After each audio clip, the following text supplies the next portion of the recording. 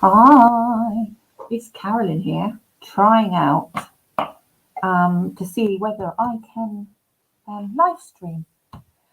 It's basically live streaming to my YouTube channel. I've got a new YouTube channel, and I do apologise about the audio. I don't think it's very good. I bought this little cheap webcam, and I've hooked it over a lampshade to try and do a live stream of when I'm practicing my art, just because, well, for the hell of it, really, just to see if I can do it. Um, I have used the streaming software before at work, so I'm familiar with that, but my equipment is pretty naff, so you'll just have to bear with me.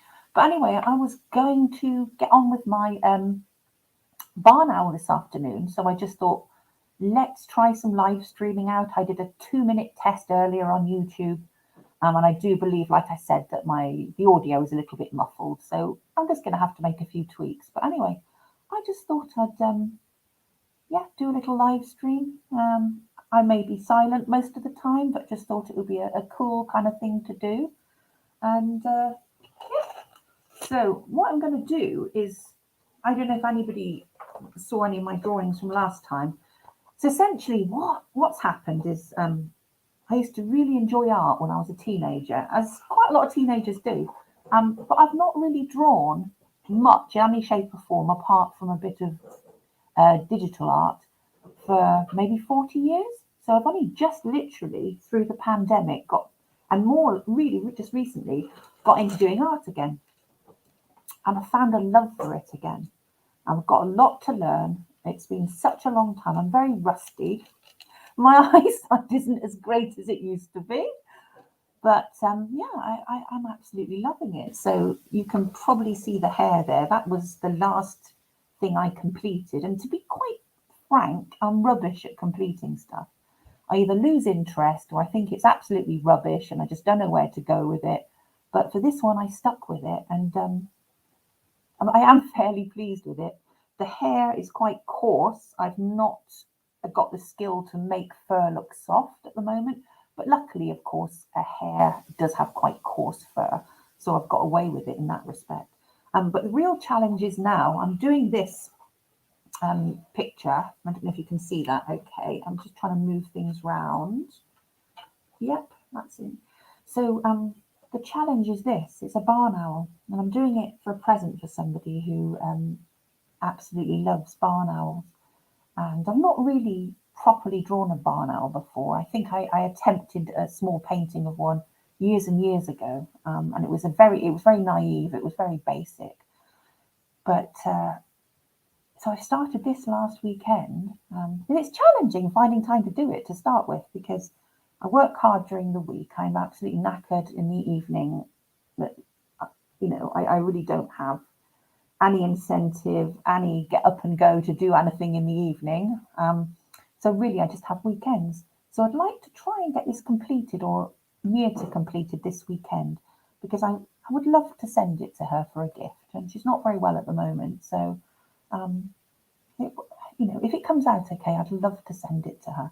So anyway, here's my barn owl. The biggest challenge I've got is feathers. I have no idea what to do. I don't know if you can see this, but I do have a reference photo on my iPad. Oh, that looks like the moon there, doesn't it? That's kind of cool.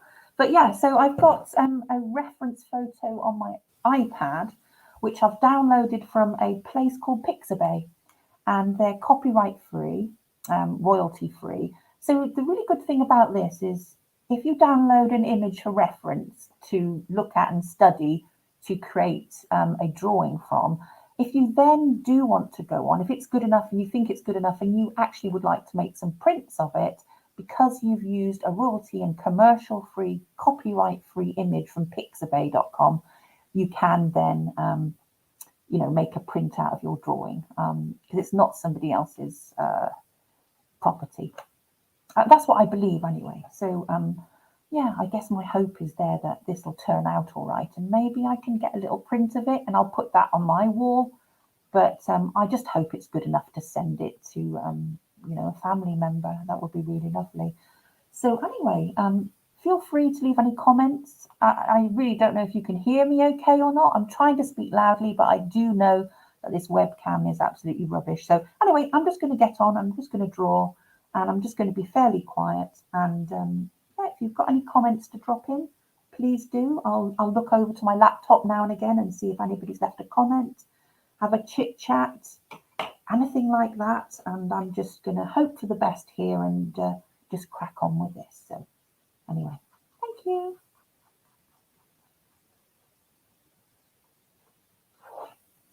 Let's move this round. I just hope I don't drop. That's a bit better. There we are. I can see a bit clearer now. I just don't know what I'm really doing with this. So basically I'm using a paper called Pastel Art, and it's not like sandpaper, but it keys. So when you use these pencils, I'm using Pic Pastel Faber-Castell, and they're fairly expensive, the pencils, but they're absolutely wonderful. And when you use a pastel matte paper, it really grips and you're able to build layers. So essentially, you sort of layer down a basic coat and sort of look at the shading on your reference photo. So for instance, we have this reference photo, and on here you can see the shading here. This, although at first looks you think, oh my gosh, it looks white. It's not, of course. This is quite dark here. So this is the bit I'm struggling with. So I'm just hoping I improve with that.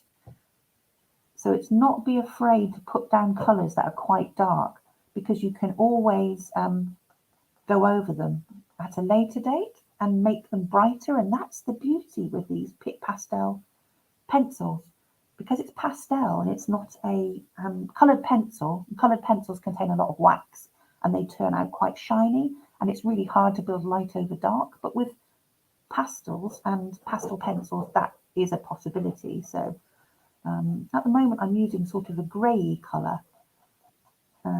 Try and use that and just build up using this grey colour.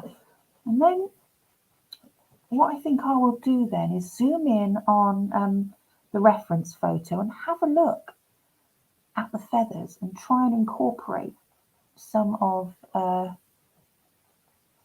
some of what the feathers look like. Oh, I've just seen a comment come in. Just bear with me. You probably can't hear me. Oh, Debbie Johnson says beautiful. Oh, thanks. That's so nice. It's just nice. Do you know, like I said, I've just not done this for 40 years. And to be honest, I had a few attempts at various bits and pieces, and I was almost ready to give up, because it's quite, I mean, I'm sure you've all done it. You've logged on to YouTube or Instagram, and oh, goodness me, there are some very young and very, very talented people out there. Their art is absolutely amazing, and it can be, although it can be one of those things that can really inspire you, it can almost make you want to give up at the first step when you see how rubbish your own is. And that's really, I had to go through that, and I nearly stopped doing it because I just felt, oh, I just haven't got it. But I was so enjoying it, and I thought, no, stick with it, Carolyn. Just give it a go. And it doesn't matter. Does it matter if it's rubbish anyway? It doesn't. If I enjoy doing it, and it's one of those things that it really helps with stress. And I think when you're doing art as well, you're totally absorbed by what you're doing. And everything else, all your worries disappear. All your anxieties disappear. What's going on in the world disappears. And for that time period, you're absolutely 100% focusing on what you're doing. And I love that. And I love doing this. And I really look forward to doing it. I just wish I had more time to do it. It's very difficult because you have to prioritize, and you can overcommit to doing so many different things that in the end, it's, you have to learn to say no to people. I find that very difficult. I hate disappointing people, and I feel, sometimes I feel a bit of a failure. But but then you have to be strong and you have to say no to people.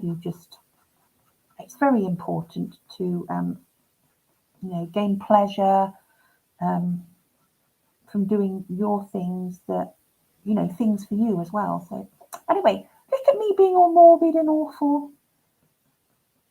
I just like this. It's so repetitive. I'm just building a base coat up, so I'm not worrying too much about anything at the moment. I'm literally looking at how the feathers, how they're laying, and all I'm doing is putting down a base coat in that direction of some greys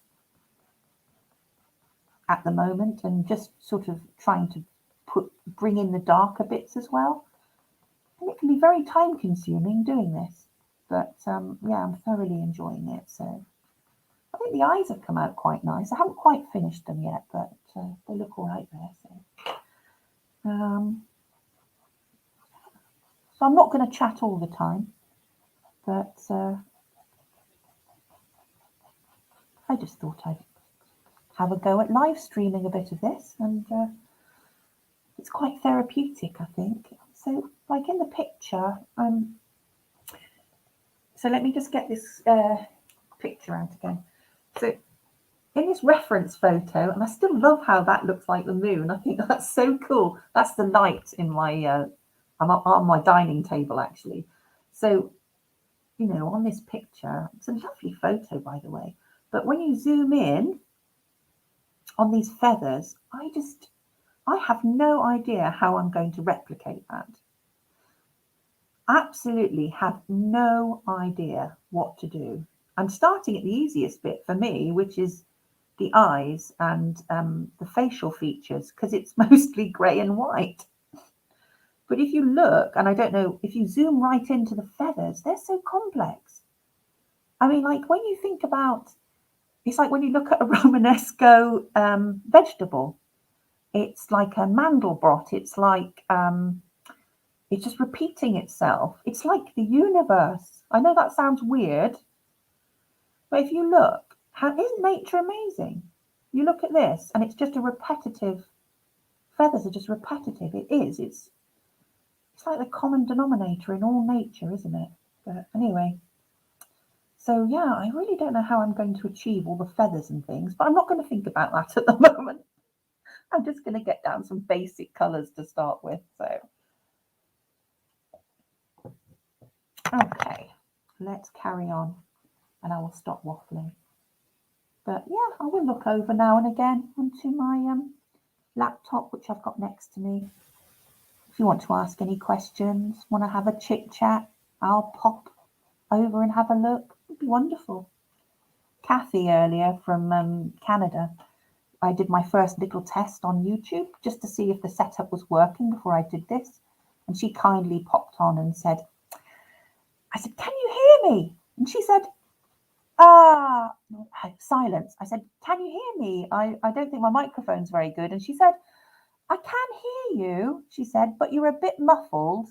And she said, I don't know if it's just my age and my ears, but but no, it wasn't. It is this. I think it's recording the audio from the webcam, and it's pretty rubbish. The webcam I bought for 20 quid, so the audio is not going to be great. So I don't know how I'm going to address that. But for now, we'll just do this. So just bear with me.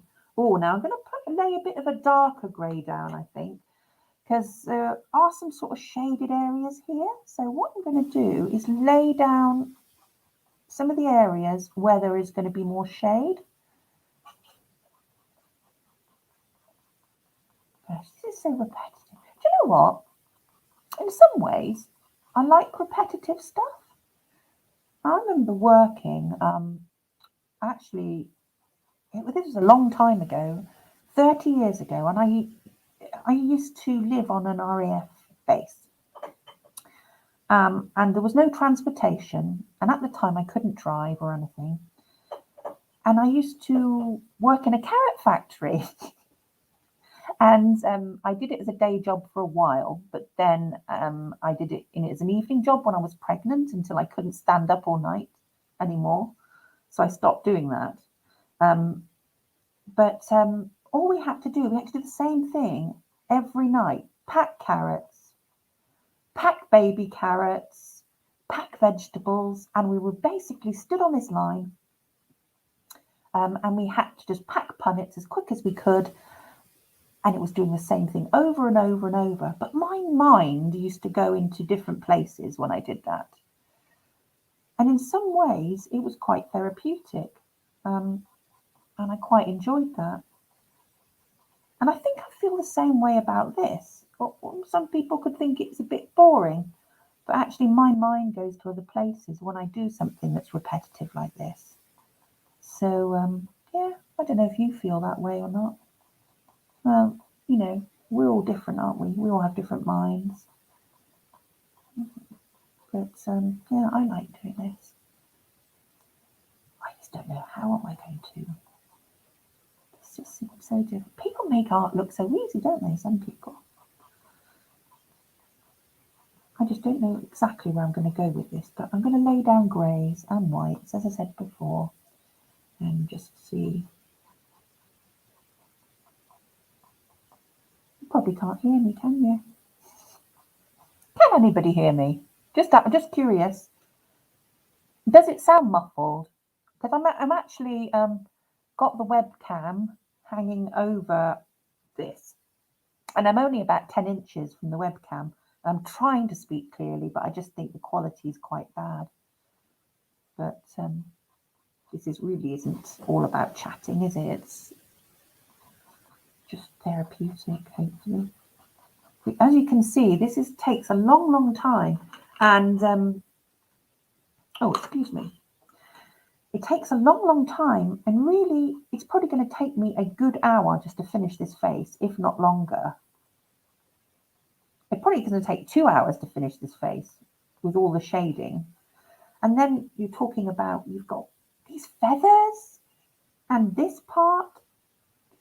I'm excited, but I'm also a bit scared. Now we've got some sort of white ridge down here in the reference photo. So I'm going to add a little bit more white in here. We can always go over it if it doesn't look good. I think that's the beauty. That's what I like about pastels. They're quite forgiving. Because real art is so chaotic. I mean, if you do digital art, you can just erase it, or you can have different layers. So it makes it a lot easier, although it's harder to use the software.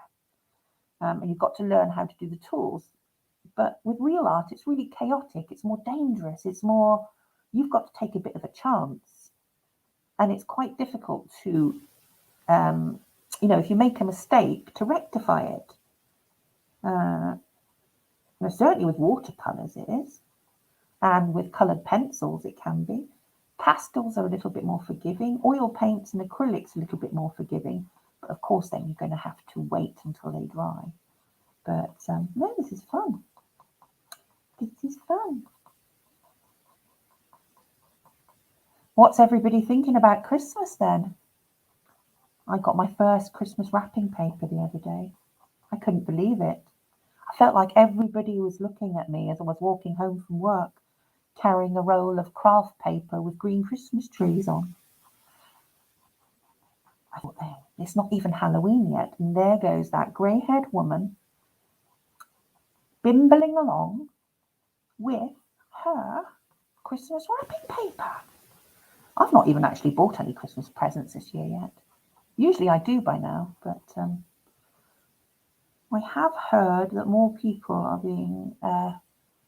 doing their Christmas shopping early this year, I guess. It's been a funny old year, hasn't it? Funny couple of years almost. And that's the thing, isn't it? We are actually living through history. We don't think of it at the moment. We just think it's a royal pain in the arse. And it's quite tragic and quite upsetting if you do tend to watch the news. I don't know, media. It's. I'm just going to pop away for a minute. I'm going to get something to rub this a little bit. Oh, I don't know whether you can hear me. Let's find what I did with some of these bits and pieces. I got various bits and pieces. So, woohoo! I tend to use these quite going to start rubbing this in to soften it, because I'm just still trying to put down a base coat, so there's no need for any detail at the moment. But I still want to move the pastels in the way that the feathers lie. And I'm just building up layers. And then, so I like doing that. So you've got this, you know, using these, but also I have these, and these are quite good to use as well. And they're blending sticks. I don't think I need a very big one. So these tend to be made out of paper as well. Rice paper, general paper, I think. And again, this is used very much the same way. It just blends things. So people will use them for doing charcoal drawings, coloured pencil drawings, pastels. And it just softens those strokes you've put down. And so that's really useful when you're building layers like I am doing at the moment. Well, building the background colour, really, that's all I'm doing. But I am still building up a bit of texture as well. Yes, you don't need too much detail at the moment. It's just getting the shading in, really, and getting the colours down. So it's still quite pale here. So I need some more greys and whites here. And eventually what I will do is I'll go over it and I'll highlight with a very pale grey and some white to bring that proper colour into the barn owl's face. Yeah, this is fun. Oh, Debbie, sorry, you said you can't hear me perfectly. That is, it's the microphone. So I do apologise. I can't stay, Carolyn. But I'm mesmerised watching you. I'll come back and see what you've accomplished later. I'm amazed. Oh, it's so kind of you. Thank you. I don't know where I'm going to go with this. I'm just going to I'm rather scared, you know, because this. It is scary doing art, but I think it should be, because you're sort of going outside your comfort zone and you don't know if things are going to work or not. And I'm really scared of buggering this up, to be honest, because I've put so much time and effort already in just this, what I'm doing, that I'll be really sad if I made such a big boo-boo that I just couldn't save it. So I am being quite cautious with what I'm doing. So let me just look at my reference photo again. That's gone off the screen, and I want to try and keep that there. Yeah, let's just, again, looking at that reference photo. Yes, actually, I can just put that there for now, I think. Yeah. Yeah, we've got a long way to go to build up these layers, I think.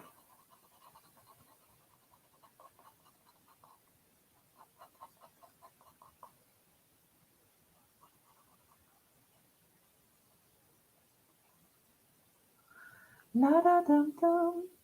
Has anybody seen a real barn owl before? I used to live on a farm in Wales at one stage, and funny enough, we had a barn owl. I would say, I don't know if barn owls live in pairs or whatever, but we definitely had one barn owl at least. And I was outside looking at the stars one evening, and just saw it. I glimpsed it at the corner of my eye, and it swooped across the ridge of the old stone barn we had. And it was just one of those moments that everything just felt amazing. It was so magical. I love nature. I think animals are incredible creatures. Yeah, I've always loved animals. And when we had our farm, I was just one of those people that was all about if we're going to have food and we're going to eat animals, then we should give them the best life possible. But when it came to it, I built up such great relationships with the animals that I was breeding and looking after. We had pigs, we had goats, which I hand milked, we had cattle, obviously we had ducks, we had chickens, we had ponies, we had sheep. They had such amazing personalities. They were feeling animals that I felt such a hypocrite. And in the end, I couldn't do what I had wanted to do with them in the end, which was to feed us. And that sort of led on to me moving to vegetarianism and veganism, and I've pretty much not, I've been that way ever since. So, yeah, it's funny what impacts us, doesn't it? And makes us change our ideas and stuff. Everybody to their own. But I won't talk about that now. I'm concentrating on this lovely fella. Okay. I presume he's a boy. I'm sure there are people out there that are much more knowledgeable than me and would be able to tell me, do male and female barn owls look the same? Are there any difference? I'm sure somebody out there knows. I can't Google it right now because I've got a pencil in one hand, a laptop next to me, and my iPad in my other hand. Oh, anyway, this is taking quite a long time. I'm probably going to stop live streaming in a minute, just because you're probably going to be a little bit bored. But yeah, so this was the hair I did last week. I was so pleased with this. I wasn't sure it was going to come out properly, but it did. And the good thing about it, luckily for me, was hares have quite coarse fur. And I haven't managed to be able to create soft looking fur yet. That's my next step, because ultimately I want to be able to draw pets and things like dogs and cats and things, but you have to be able to create a soft fur texture. Well, this really was my first go at fur, and luckily it was a hare. Luckily, hare's fur is very coarse, so I got away with it, really. But let me just put this up close. Okay, so yeah. So this is built up with so many different colours as well. I've probably used about 10 different colours in this drawing, just in the fur. But the fur is quite coarse looking. But yeah, I'd love to be able to do soft looking fur and draw some pets, because I love doggies. But yeah, I was quite pleased with that. I don't know if I've done any more practicing in here. Let me just have a look. Just bear with me.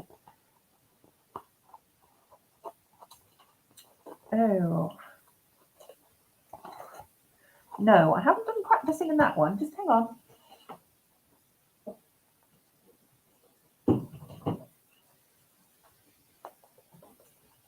This one I've done some practicing in.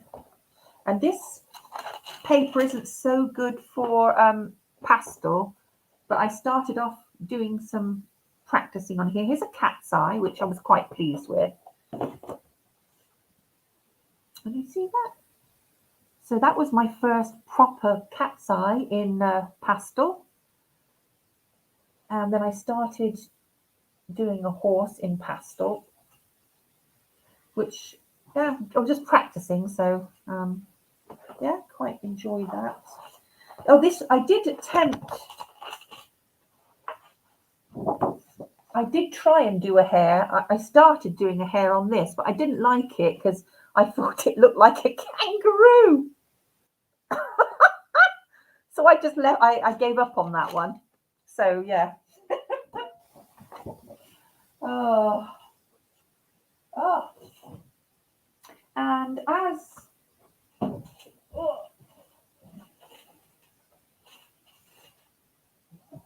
this is my other little practice book. So again, this is my, so I started playing with watercolors. I'd love to be able to use watercolors properly, but I've got to teach myself. I'm not very good at them. So these are my first little practice pieces of watercolor, which I've enjoyed doing. And this, I don't know if you can see that or not. That's okay. So this here I created digitally. It's digital art, and I changed it into stickers. So I created this digitally and changed this into stickers. So I have some stickers, and it's my goddess figure. And here I just did a little in watercolor with some salt, and then I'm just playing with things. I like playing with things. I'm aware that came out the wrong way. We've got, these are all this is just practicing, but I do tend to give up because I just think, oh no, that's rubbish. But I do enjoy the art. So we will get back to the barn owl. And on that note, I'm going to say goodbye. Thank you for bearing with me. And I'm going to try and get my sound and my visual sorted out for the next live stream. But I'm going to carry on with this barn owl, and I will see you next time. Thanks so much. It's been lovely. Thanks for dropping in the comments, everybody. Oh, thanks, Rob. I've just seen Rob's comment. Thank you, Robert Jefferson. I used to work with Rob. Work with Rob at PMS die casting, and that's when I worked up north, and then I moved down south to be close to my parents who live in Swindon, which is where I am now. Anyway, thanks a lot and take care, everybody.